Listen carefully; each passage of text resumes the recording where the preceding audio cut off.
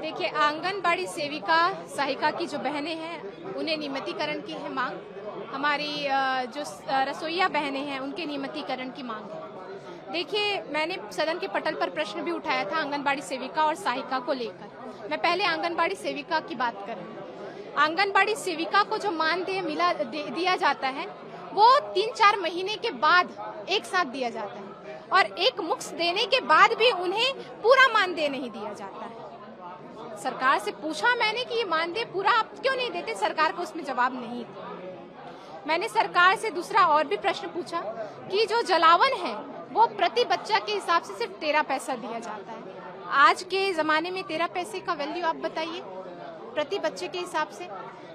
तीसरी चीज, जो गैस एजेंसी की बात, बहुत से आंगनबाड़ी केंद्रों में गैस की व्यवस्था नहीं है। गैस की व्यवस्था है ही नहीं। महिलाएं अपने चूल्हे से, अपने गैस से वो बच्चों को खाना पकाकर, जो भी पोषक आहार आते हैं उसे पकाकर वो खिलाती हैं। दलिया हो गया और अंडे हो गए, ये सभी चीजें वो अपने गैस से पकाकर खिलाती हैं।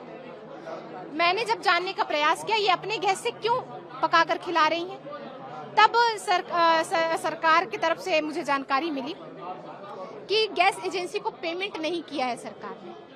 तो मैं सरकार से जानना चाहती हूँ आपने गैस एजेंसी को पेमेंट अभी तक क्यों नहीं किया, जिसकी वजह से बहुत से आंगनबाड़ी केंद्रों पे गैस की सुविधा नहीं है। अब चौथी बात है कि गैस जब भरवाने आंगनबाड़ी सेविका जाती है, हमारे ही क्षेत्र का मैटर ले लीजिए, जब वो सेविका आंगनबाड़ी गैस एजेंसी पर भराने जाती है गैस सिलेंडर, हमारा क्षेत्र है जमशेदपुर पूरब में, उन्हें जाना पड़ता है जुगसलाई गैस भरवाने के लिए। तो मैं सरकार से यही बोलना चाहती हूँ कि आप उनके स्थानीय जो क्षेत्र है वहाँ पे व्यवस्था कर दीजिए, जिससे उन्हें उतना दूर 300 रुपए खर्च करके जाना पड़ता है गैस भराने के लिए, और उसमें भी वो सरकार पैसा नहीं देती, वो अपने पैसे से गैस भरवाने के लिए जुगसलाई तक जाएंगी 300 रुपए भाड़ा करके। तो ये सभी चीजें हैं कि हमारी आंगनबाड़ी सेविका बहनें जो है वो सड़क पर उतरी हुई है। उन्हें जो मानदेय मिलता है वो सही समय पर नहीं मिलता, और एक मुंह देने का जो वादा है, एक साथ देने का वादा है, वो एक साथ भी नहीं मिलता।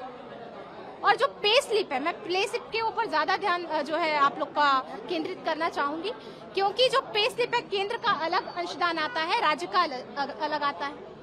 केंद्र जब भेजती है वो अलग समय पर भेजती है पैसा, राज्य भेजती है वो अलग समय पर भेजती है। आंगनबाड़ी सेविका सहायिका को ये पता ही नहीं है कि उनको केंद्र से कितना रुपए मिलता है और राज्य से कितना रुपए मिलता है। तो पे स्लिप की व्यवस्था उन्हें की जाए। हर जब व्यक्ति काम करता है उन्हें पे स्लिप दिया जाता है कि आपको इतना रुपए मिल रहा है यहाँ से और यहाँ से। तो ये व्यवस्था उनके साथ होनी चाहिए, जो व्यवस्था है नहीं।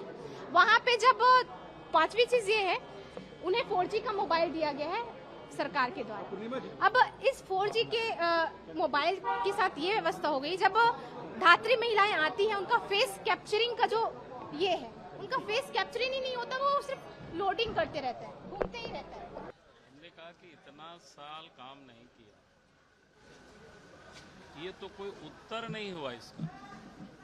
सरकार को या सीधा कहना चाहिए कि हम देंगे या नहीं देंगे, ये बात करनी चाहिए इनको। और उनके साथ जो समस्या है, आज वो सारे बहनें ही खुद आंदोलनरत है, संघर्ष कर रही है, रोज आवाज उठा रही है। ये बीजेपी बीच में कहां से आई?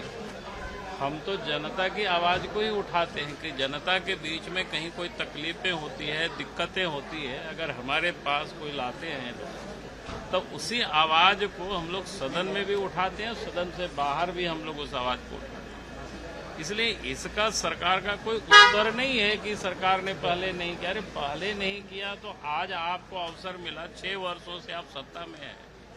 आप जब सत्ता में आ रहे थे चुनाव के समय, तो आपने लंबी घोषणाएं की थी, कई क्या कहते हैं, संविदा के आधार पर या पारा शिक्षक से लेकर के सबको अस्थायी करने का आपने बात किया था।